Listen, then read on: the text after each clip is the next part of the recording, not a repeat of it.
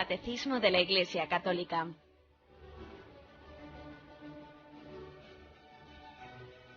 Un programa dirigido por Monseñor José Ignacio Munilla, obispo de San Sebastián.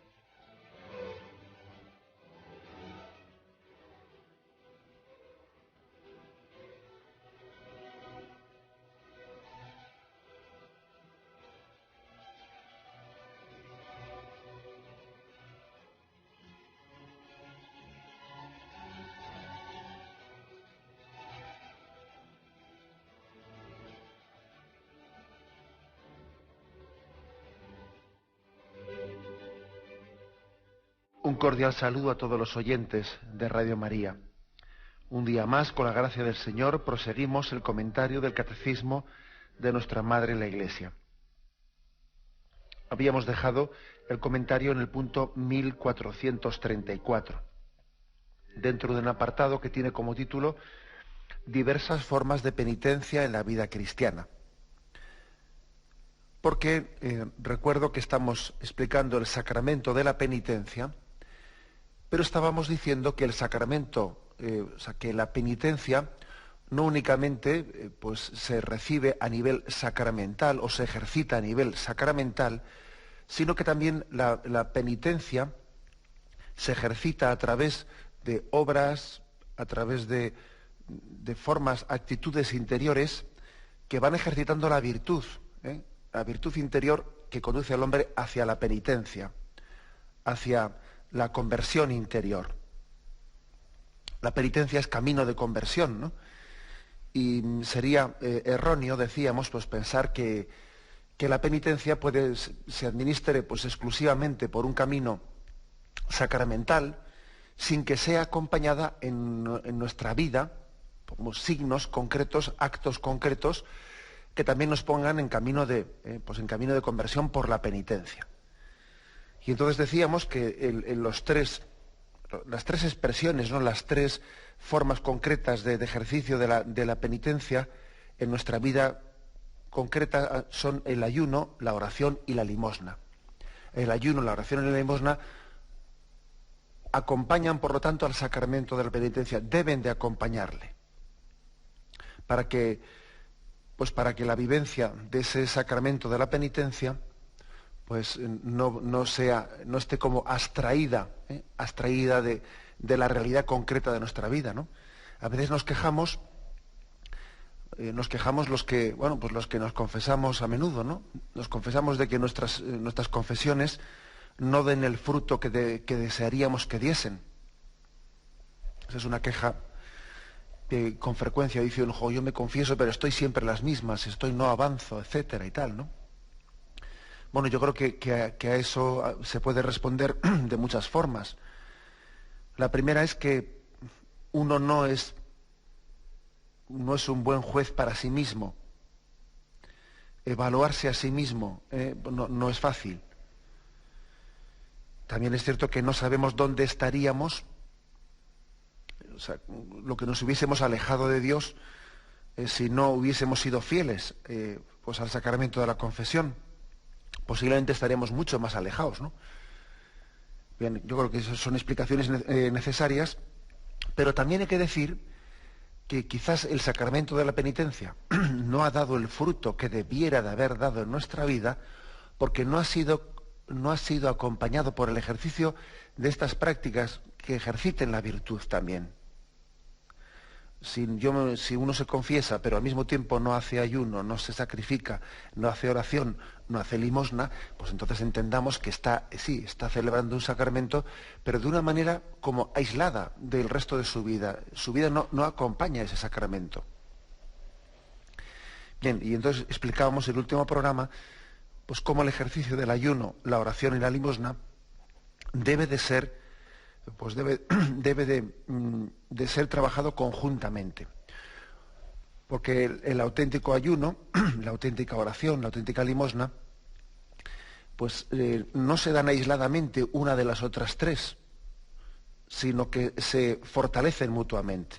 La oración es fortalecida por el ayuno, la oración es fortalecida por la limosna es fortalecida por el ayuno, por la oración, etc. Son tres prácticas, pues, que están o sea, que se están dando aliento una a la otra. Bien, y terminaba este punto en 1434, habíamos dejado sin concluirlo, con que también hay otros ejercicios importantes que son fuente de penitencia para nosotros. Dice, por ejemplo, aquí, junto a la purificación radical operada por el bautismo o por el martirio, citan como medio de obtener el perdón de los pecados los esfuerzos realizados para reconciliarse con el prójimo, esto lo habíamos comentado, las lágrimas de penitencia, la preocupación por la salvación del prójimo, esto no lo habíamos comentado, la preocupación por la salvación del prójimo. Y aquí se nos ofrece el texto de Santiago 5:20. Si alguno de vosotros, hermanos míos, se desvía de la verdad y otro le convierte, sepa el que le convierte a un pecador de su camino desviado, salvará su alma de la muerte y cubrirá multitud de pecados. Fijaros bien en este texto, dice que el que ayude a su hermano que se ha alejado de Dios, el que le ayude a volver al buen camino, aparte de convertir el alma de su hermano, salvará su alma propia y cubrirá multitud de pecados. O sea, es decir, que una de las prácticas más importantes, ¿no?, también para la propia penitencia, es preocuparse por la salvación de los demás. Y seguro que cualquiera, pues muchos estarían diciendo, bueno, si bastante tengo yo con lo mío como para estar preocupándome de los demás. ¿Consejos vendo y para mí no los tengo o qué? No, esa sería un poco la explicación un poco así escéptica que hoy en día daríamos ante estas palabras, ¿no? Lo lógico es empezar por uno mismo. Y cuando ya lo nuestro estemos más o menos convertidos, ya nos preocuparemos de los demás. ¿Cómo voy a estar dándole consejos al otro si yo estoy alejado de Dios? Sí, eso parece muy lógico. Pero sin embargo, fijaros bien, el camino de Dios no siempre se adapta a nuestras lógicas. No siempre se adapta a nuestras lógicas. Es frecuente que el Señor se sirva de ese ejercicio de apostolado y de celo apostólico para con el prójimo, para convertir a una persona, para convertir al que está haciendo el apostolado, quiero decir. Yo creo que esto lo sabemos muy bien los sacerdotes, los religiosos, que Dios nos ha puesto en nuestra mano pues una vocación de tarea apostólica hacia el prójimo, ¿no? Bueno, todos los cristianos tienen esa llamada de apostolado hacia el prójimo, pero es evidente que los sacerdotes y los religiosos pues la ejercitamos haciendo de ello pues casi la ocupación principal de nuestra vida, ¿no? Y uno se da cuenta que el Señor le convierte a uno en el ejercicio de la conversión a los demás. Eso es así de cierto. Muchísimas veces un sacerdote cuando predica o cuando pues insta a una persona, siente como una interna confusión o vergüenza, no sé cómo llamarlo, de decir, Dios mío, si a este le estoy diciendo yo esto y yo soy el primero que me lo tendría que aplicar. Y entonces en ese ejercicio el Señor se sirve, porque hay veces que es curioso, tenemos mucha más luz y mucha más clarividencia para dar consejos a los demás que a nosotros mismos. Eso es muy claro. O sea, es bastante más fácil, a veces tenemos bastante más luz para decirle al prójimo, mira, sé fiel a Dios, no te engañes y camina con rectitud por aquí, por aquí, por aquí. Sin embargo, hacia nosotros mismos, pues no tenemos tanta luz muchas veces, nos autoengañamos más fácil. Pues bien, diciéndoselo a los demás, uno se lo dice a sí mismo también. Siendo luz de Dios para el prójimo, uno hace luz también para sí mismo. Eso es así, aunque sea una luz reflejada, una luz por reflejo. Pero por rebote, como queráis, pero el caso es que el Señor nos elige como instrumentos para los demás y resulta que ayudando a los demás nos estamos ayudando a nosotros mismos. Amando a los demás nos estamos empezando a querer a nosotros mismos un poco. Apliquemos pues todos, ¿no? Todos este punto de Santiago 5:20. El que convierte a un pecador de su camino desviado salvará su alma de la muerte, la suya propia quiere decir, no se refiere a la del otro, ¿no? Y cubrirá multitud de pecados. Luego tengamos en cuenta que la mayor obra que podemos hacer en esta vida, la mayor caridad, no hay mayor caridad que la del apostolado. De eso olvidémonos, ¿eh? No hay mayor caridad que la del apostolado. No hay una obra mayor en esta vida que acercarle a alguien a Dios. No hay nada equiparable a eso. No hay nada equiparable. Y el Señor, sabiendo que ese es el mayor acto de caridad, promete que aquel que haga apostolado, que aquel que acerque el alma de su prójimo pues a la conversión, pues, será también convertido en ese acto, será también transformado, servirá esa obra de penitencia interior. Fijaros, yo también diría otra cosa más, como un poco como explicación de este consejo. Hay dos grados de pecado en nuestra vida. Hay un grado de pecado pues, que es un poco, yo diría, el máximo, que es aquel en que está enfangado, está, pues eso, ¿no? Metido pues, en el pecado que fuere, en sus vicios, en lo que fuere, está metido hasta el tope, ¿no? Y entonces parece que en ese estado en el que se encuentra, su consuelo casi es que los demás también se enfanguen con él. Porque así mal de muchos, consuelo de tontos, ¿no? Pues imaginaos, por ejemplo, aquel que yo qué sé, que está metido en las drogas. Y entonces, pues lo que hace es invitar a tomar las drogas también a los demás, porque así, mira, si sus amigos y en su cuadrilla todos las toman, pues él, pues yo qué sé, pues si ve también sucios a los demás, así, pues él no se ve tan sucio. Más o menos, él no destaca tanto. Eso, pues, existe. Pero también yo he visto muchas veces otra cosa. He visto a alguien que está metido pues, en un mal, pues como en esto, ¿no? Por ejemplo, está metido en las drogas, y aun estando él metido pues, en ese problema, sin embargo le dice a un amigo suyo, mira, hazme el favor de no meterte en esto, que como me entere que te has metido en esto, es que te vas a enterar. Y se lo dice a alguien que está él metido, y dice, ¿cómo es posible que le diga eso? Mira, porque por lo menos el mal no ha llegado a cegar su entendimiento. Está metido en un vicio, pero no es soberbio, es humilde. Él entiende que por la debilidad de su carne, pues ha caído lo que ha caído, pero no hasta el punto de cegar su entendimiento. A él no le consolaría, para nada, en absoluto le consolaría que su amigo también cayese en ese mismo agujero en el que ha caído él. Y él desde esa situación de pecador caído, le suplica a su amigo que no caiga en donde ha caído él. Esto también forma parte, fijaros bien, también forma parte, de alguna forma, aunque ya sabemos que esto pues es imperfecto y también él debe de luchar por sí mismo, no solo por sus amigos, pero también esto forma parte de este principio espiritual en el que Dios concede la gracia de la penitencia, de la conversión, a aquel que ayuda al prójimo, aunque él esté mal, aunque el que está dando el consejo pues es el primero que lo necesita, pero Dios tiene misericordia del que desea el bien al prójimo. Yo creo que esta es la clave. Dios tiene misericordia del que desea el bien al prójimo. Porque ese corazón es bondadoso. Y él dice, pues eso, yo no quisiera que mi prójimo cayese donde yo he caído, ¿no?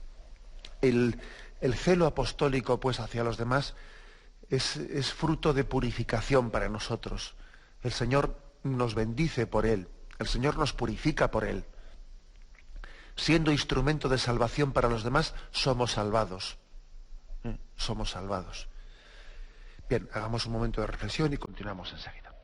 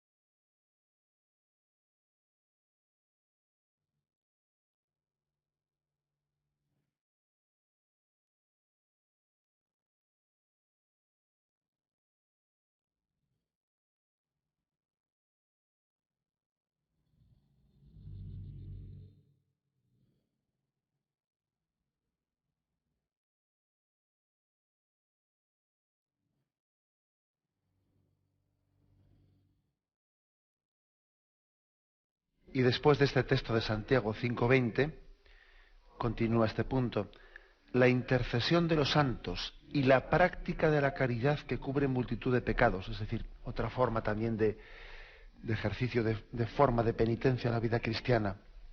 La intercesión de los santos y la práctica de la caridad que cubre multitud de pecados. Es decir, también el rezar unos por otros, el orar por los demás, o el que los demás oren por nosotros, forma parte también de un camino, ¿no?, de ese camino de penitencia. El caso es que el Señor especialmente se conmueve y se complace de aquellos que se acercan a Él pidiendo por otros hermanos suyos. Yo creo que para el Señor tiene que ser distinto, sin despreciar, por supuesto, el que alguien se acerque pidiendo por sus cosas. Es absolutamente legítimo que uno se acerque al Señor y le diga: Señor, te pido por este problema, por lo otro que tengo, por lo otro... Bien, de acuerdo. Pero para el Señor tiene que ser especialmente pues singular el que alguien se acerque pidiendo por los demás y pidiendo por la conversión de los demás. Igual que a una madre, ¿no? Pues a una madre le tiene que llegar de una forma especial pues la petición de un hijo que le pide por otro. No le pide por sí mismo, le pide por otro. Hombre, eso el corazón del padre o de la madre le tiene que llegar de una forma especial.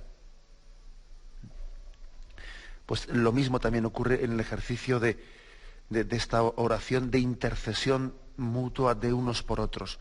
Orar unos por otros, orar unos por otros, pues creo que es un signo de caridad muy importante y un signo de conciencia, de tener conciencia de que entre nosotros existe una comunión y de que Dios nos ha puesto en el mismo camino.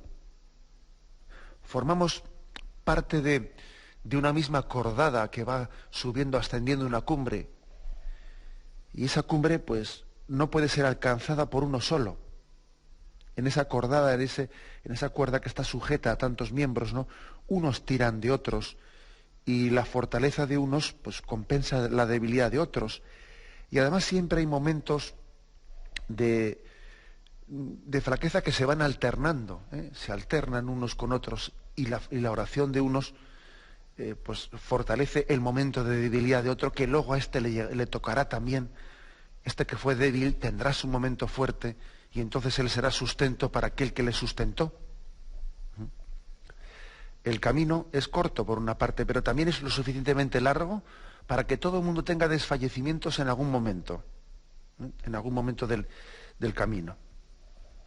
Recuerdo haber hecho el Camino de Santiago con un grupo de pues 9 jóvenes, recuerdo que éramos, y en este camino, a lo largo de él, pues desde Roncesvalles, desde la entrada de Francia en España, hasta el Camino de Santiago, recuerdo que entre nosotros comentábamos, al llegar ya a Santiago, que todos habíamos tenido momentos de desvanecimiento, días en los que estábamos desfallecidos, ¿no?, a lo largo del camino, pero que por la gracia de Dios nunca nos había ocurrido desfallecer todos al mismo tiempo. Gracias a Dios lo hacíamos por turnos. Un día le tocaba a uno, otro día le tocaba a otro, y entonces pues eso, ¿no? Pues el día que le tocaba a uno tú le llevabas la mochila al otro y el otro llevaba tu mochila el día siguiente, y el Señor tuvo compasión de que los 9 tuviésemos momentos de desvanecimiento, pero nunca coincidiesen varios a la vez. Y esa creo que es un reflejo claro de lo que es la vida. Dios nos ha puesto en la vida para apoyarnos unos a otros, y la mayor caridad también, una de las mayores caridades que podemos hacer, ¿no?, pues es rogar, orar, suplicar a Dios, ¿no?, por aquel hermano nuestro que está en momento de debilidad, que está en momento pues de haber perdido su energía y sus fuerzas. Aparte de coger su mochila, claro, oro por él y cojo su mochila. Dice también la Sagrada Escritura: los fuertes debemos de llevar las cargas de los débiles, entre otras cosas porque esa fuerza tuya pues no es tuya, sino que es un don de Dios puesto, que te ha sido puesto en tus manos para ser desarrollado y desgastado en favor de los demás.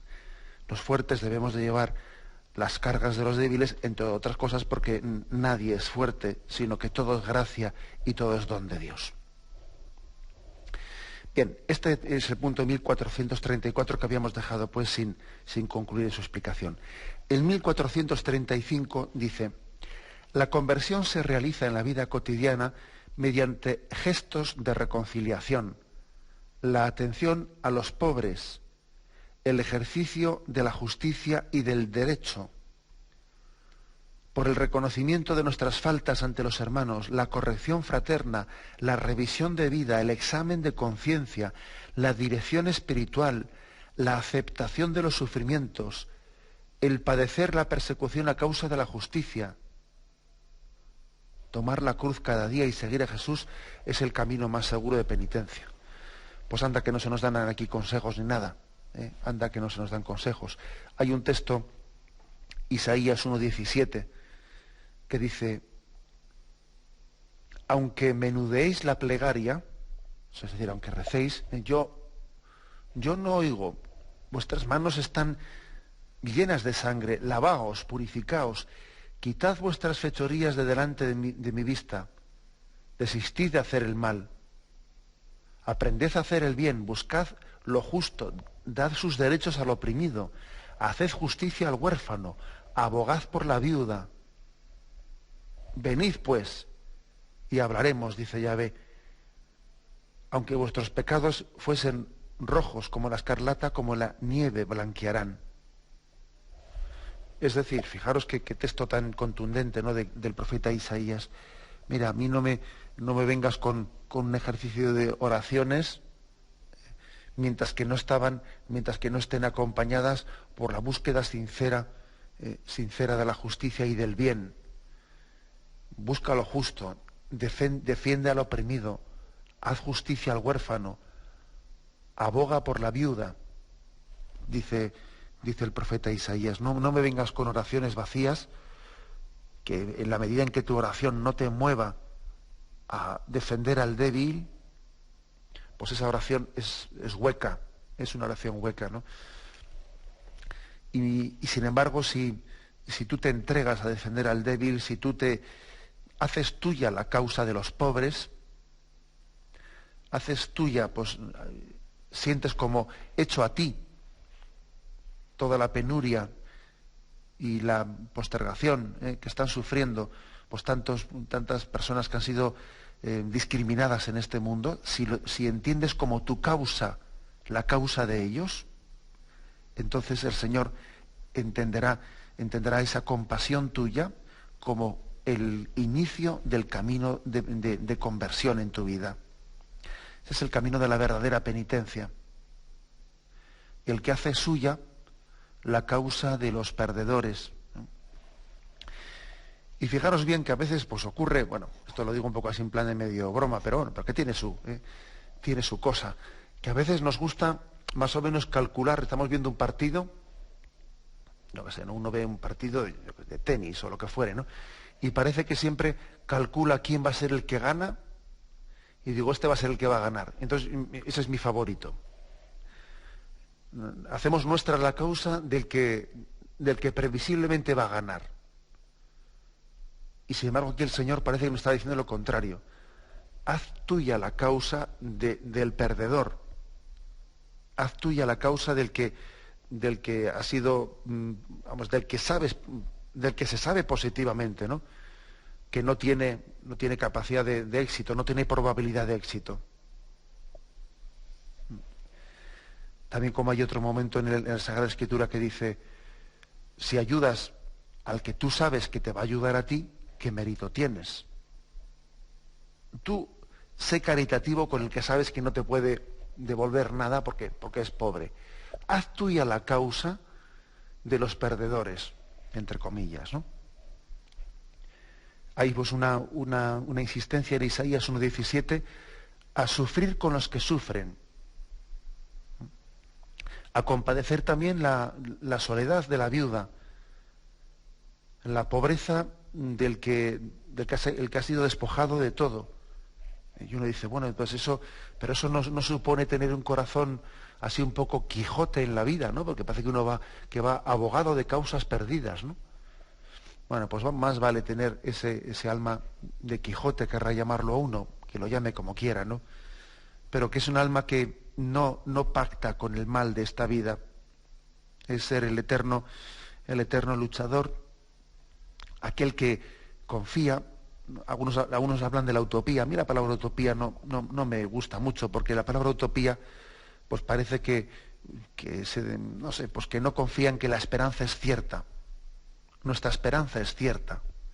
La palabra utopía, ser utópico, no sé, pues parece que es pues fruto más bien de quien lucha por el bien, pues ser una especie de concepto un poco romántico de la vida. No, nosotros sabemos que la esperanza es cierta y que al final el bien va a triunfar sobre el mal. Con lo cual yo haciendo mía la causa de los que han sido despojados de todo, de los pobres, haciendo mía su causa, pues yo sé que estoy haciendo mía la causa de Jesucristo, que tendrá Él la última palabra sobre el mal. Bien, este es por lo tanto la primera, pues el primero de los consejos, donde dice: atiende a los pobres, practica el ejercicio y la defensa de la justicia. He aquí una primera forma de penitencia. Y continúa y dice: por el reconocimiento de nuestras faltas ante los hermanos. Fijaros bien, qué consejo tan práctico. Reconocer tus faltas, decir yo pecador delante de los demás, es un ejercicio de penitencia. En las órdenes religiosas, sabéis que existe lo que se llama el capítulo de culpas, o en algunas órdenes por lo menos, el capítulo de culpas, que consiste en que uno se acuse de lo que ha hecho mal delante de sus hermanos. Y uno dice: "Joder, pues eso tiene que ser muy duro, tiene que ser, es exigente", digamos que es claro que es exigente, pero verdaderamente es el principio de salud del alma, el que alguien se acuse a sí mismo, sin estarse escondiendo, sin estarse justificando, que alguien diga yo pecador, esto lo he hecho mal. Ese ejercicio de humildad es la mejor penitencia. Ese ejercicio de transparencia, el que sea capaz de superar, ¿no? Superar. Y además creo que es bueno que aquellas personas que tienen pues un pudor especial al acercarse al sacramento de la confesión, pues por lo que supone de manifestación de sus pecados personales delante de un sacerdote, hay personas pues que sí, oye, cada uno es una manera de ser, y hay personas que pueden tener un pudor especial en ello. Pues creo que es bueno también que estas personas sepan que existe también, que hay especialmente religiosos que viven también lo que se llama esta autoacusación de sus faltas delante de los demás. Y que a lo largo de la historia de la Iglesia, aun sin confundir esto con el sacramento de la confesión, todo hay que decirlo, sin confundirlo con el sacramento de la confesión en otro ámbito distinto, ha existido, ¿no?, esa autoacusación delante de los demás. Y eso es bueno que lo sepamos todos y que aunque cada uno lo vive de una manera distinta, pues que sea también para nosotros un testimonio que nos ayude a ser más generosos, ¿no?, en la misma vivencia del sacramento de la confesión. Además, no es algo tan... cuando yo estoy hablando de órdenes religiosas que tienen esa especie de capítulo de culpas y tal, no estoy hablando de una cosa que sea ajena a la práctica nuestra de la virtud. ¿Acaso cuando éramos pequeños no nos decía nuestra madre muchas veces: tú cuando hayas hecho algo malo, dilo, no estés esperando a que nadie te descubra y te delate? Tú ven aquí y tú cuenta y di si has roto alguna cosa, es decir, aprende a decir, a manifestar lo malo que hayas hecho sin ocultarte en ello, sin ocultarte de ello. Eso, pues, por lo tanto, forma parte de la educación cristiana que hemos recibido desde pequeños, ¿no? Pero fijaros que aquí el catecismo lo recoge como una forma de penitencia en la vida cristiana. Sé sincero, desnudándote de tus faltas ante los demás. Bien, tenemos un momento de reflexión y continuamos enseguida.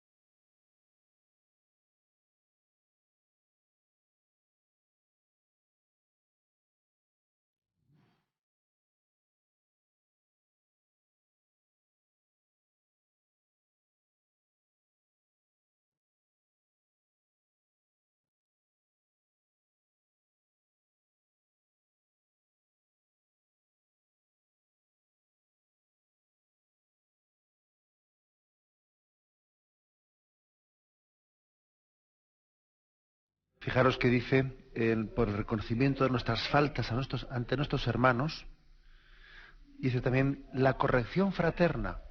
Fijaros bien, la corrección fraterna. El hecho de que ejercitemos la corrección fraterna con los demás. Es una obra de misericordia. Corregir al que yerra, recordáis, ¿no? Corregid al que yerra. Pero verdaderamente supone, como decíamos también antes, supone dos cosas. Por parte de quien lo hace y por parte de quien lo recibe. Por parte de quien lo recibe, pues ser capaz de abrirse a la luz, que la luz que me manifiestan desde fuera no me moleste. Es curioso que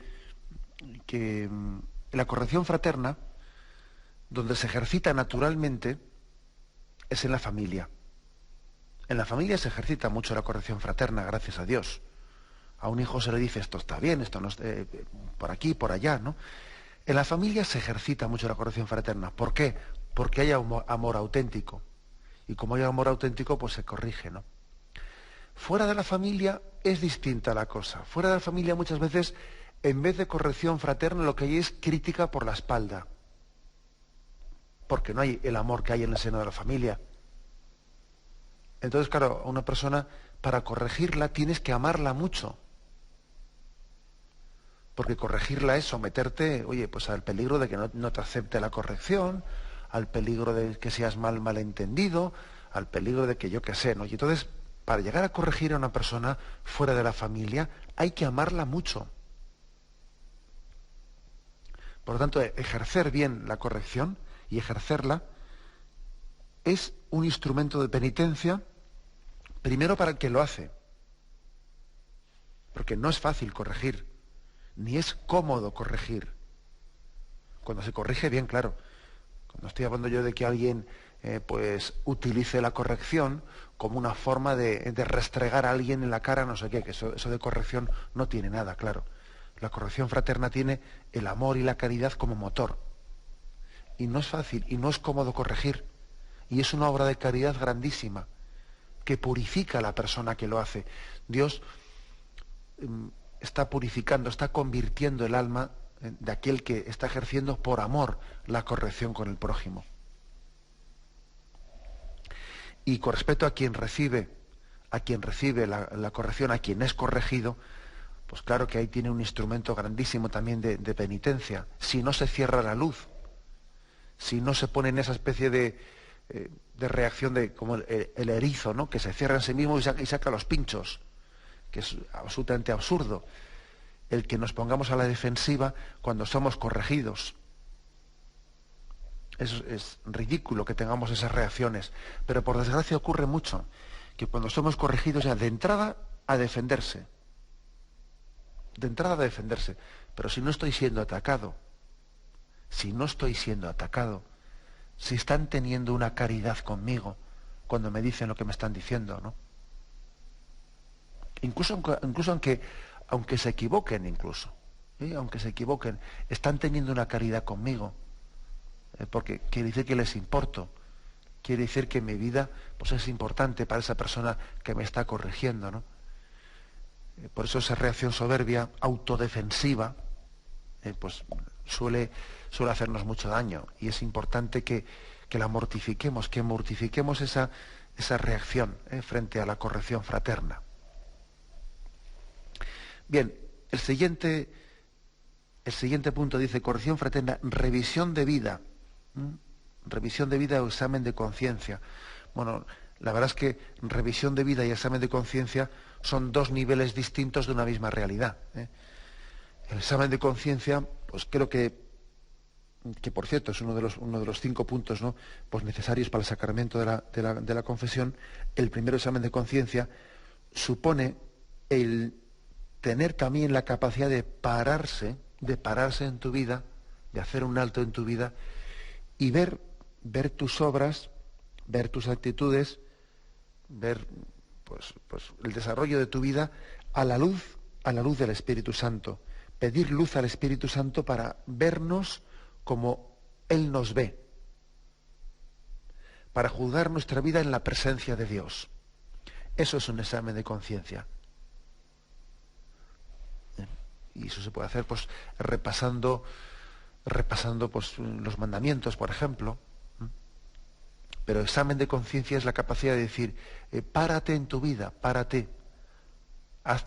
Ten también la capacidad de preguntarte, ¿estará Dios contento conmigo? ¿Voy yo por el camino que Dios espera de mí? ¿Estoy cumpliendo yo en mi vida, estoy realizando la vocación para la que he sido creado? ¿O voy dando palos de ciego por ahí? Ese examen de conciencia, pues parece que cuando se fija en detalles así más concretos, más del día al día, más del día a día, le llamamos examen de conciencia. Y cuando se refiere no más a los detalles del día a día, sino se refiere más globalmente al desarrollo de nuestra vida, a cómo va orientada la vocación de nuestra vida, entonces se le llama revisión de vida. Pero en el fondo es lo mismo, revisión de vida y examen de conciencia, pues es lo mismo, solo que la revisión de vida se entiende pues por examinar cómo van pues los hilos principales, ¿no?, de la vocación de uno. Pues por ejemplo, revisión de vida sería pues que alguien tomando pues un día de retiro o un momento destacado en su, pues por ejemplo dice va a terminar el año, ¿no?, y voy a hacer un momento de revisión de vida. Bueno, pues está repasando los grandes temas, Por ejemplo, dice voy a revisar cómo tengo estructurado mi tiempo concreto, cómo distribuyo el tiempo entre la oración, entre el trabajo, entre el estudio, etcétera, etcétera, ¿no? Y va revisando las grandes líneas de su vida. El examen de conciencia, pues es que es lo mismo, pero bueno, parece que le solemos llamar examen de conciencia más al examen no de esas líneas maestras de la vida, sino también de las cosas más concretas del día a día. De las cosas más concretas en las cuales también pues se está jugando aspectos importantes, claro, porque no todo, la vida nuestra no se hace únicamente de las líneas principales de nuestra existencia, también luego se hacen de los detalles concretos con los que diariamente pues nos hacemos más generosos o nos hacemos más egoístas. El siguiente punto dice, la dirección espiritual. La dirección espiritual también forma parte de ese camino de purificación que Dios pone en nuestra vida, la dirección espiritual. Bueno, pues Dios ha querido, como antes hemos comentado también, ¿no?, Dios ha querido que tengamos muchas veces luces para guiar a los demás y no tantas luces para guiarnos a nosotros mismos. El don de consejo, que es uno de los dones del Espíritu Santo, pues que Dios ha dado a muchos santos, eso no quita para que esa persona que tiene el don de consejo para aconsejar a los demás, no quita para que esa persona necesite ser aconsejada. La luz que Dios da suele ser más hacia el don de consejo hacia el prójimo que hacia uno mismo. Y entonces la dirección espiritual, pues es que es importantísima en la vida, es muy importante, pues no vaya a ser que uno esté corriendo en vano, no vaya a ser que uno se esté autoengañando. Y es claro que la voluntad de Dios es descubierta, es discernida mucho mejor cuando uno también pide el consejo. Abre su alma para expresarse y pide el consejo concreto en su vida, ¿no? Dios da luz a aquellos que le buscan sinceramente. Y una forma de discernir si alguien busca sinceramente a Dios es la de ver si pide consejo, si pide dirección espiritual, si pide acompañamiento espiritual, ¿no? De lo contrario, dice, sí, yo busco la voluntad de Dios, pero no, a mí me gusta buscarla yo solo. Bueno, pues, ¿qué queréis que os diga?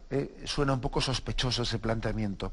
Suena sospechoso porque parece que es como que nadie intervenga en mi discernimiento delante de Dios, no vaya a ser que me haga ver cosas que yo no quiero ver. hombre, pues entonces tú no estás buscando sinceramente la voluntad de Dios. Tú estás buscando autoconfirmarte en lo que tú dices, ¿no? Sin embargo, cuando alguien permite y pide que haya quien me acompañe y quien me haga y quien me dé consejos y quien me haga ver, vas por el buen camino en este sentido, esto otro, ten cuidado, tal o cual, esa persona busca sinceramente a Dios. Cuando a alguien le estorba una dirección espiritual, parece que es que no quiere tener testigos. No quiere tener testigos, ¿no?, de su relación con Dios. Claro, no quiere tener testigos como para que no haya nadie que le reproche las cosas que hace mal, ¿no? Eso es verdaderamente sospechoso, claro. Es sospechoso. Abrir nuestra alma, descubrir nuestro mundo interior es un don de Dios muy grande. Incluso es la mejor forma de desenmascarar muchas tentaciones. El momento en que alguien hace luz en su vida, abriéndose pues, a un sacerdote, a una persona que ya sabéis que la dirección espiritual, aunque tradicionalmente pues ha sido ligada al ministerio sacerdotal, por aquello de que en el ejercicio del sacramento, de la confesión, etcétera, pues está muy apoyado, pero sin embargo la dirección espiritual no está intrínsecamente ligado al sacramento del orden. Pues un religioso, un seglar, un laico puede ser también director espiritual o acompañante espiritual de otro. Eso también vamos a matizarlo, aunque tradicionalmente pues sí está ligado al sacramento del orden, al sacramento al orden sacerdotal. Pero de hecho también Juan Pablo II contaba de cómo en aquella etapa formativa que él había tenido pues en su Polonia, había tenido pues un seglar que le había hecho de director espiritual, de acompañante, y le había introducido en la lectura de San Juan de la Cruz y de muchos autores místicos, y había sido un seglar, ¿no? O sea que el don del Espíritu Santo para ser acompañante espiritual de los demás, pues Dios puede darlo de muchas formas. Pero bueno, el hecho de que sea generalmente pues el orden sacerdotal o el sacerdote quien lo ejerza, todavía manifiesta más a las claras, ¿no? Manifiesta más el hecho de la importancia de hacer luz, de no ocultar tu pecado. No ocultar tu pecado. Es decir, tentación manifiesta, tentación descubierta, tentación vencida. Tentación manifestada ya es una tentación que casi ya la has vencido por el hecho de haberla manifestado. Cuando uno oculta una cosa, en ello está casi siendo poco generoso en el deseo de querer vencer una determinada tentación. También dice el refrán ese de que 4 ojos ven más que 2. Pues claro, pues es que es cierto. Uno con toda su buena voluntad, pues ciertas cosas de sí mismo no termina de verlas y desde fuera le pueden ayudar a percibirlo. Uno no suele ser objetivo consigo mismo muchas veces. Y entonces la luz de Dios en tu vida, pues con frecuencia se hace desde una dirección espiritual, desde esa luz reflejada en el consejo, en la guía que Dios pueda poner en un director espiritual. Bien, me despido con la bendición de Dios Todopoderoso, Padre, Hijo y Espíritu Santo, descienda sobre vosotros. Alabado sea Jesucristo.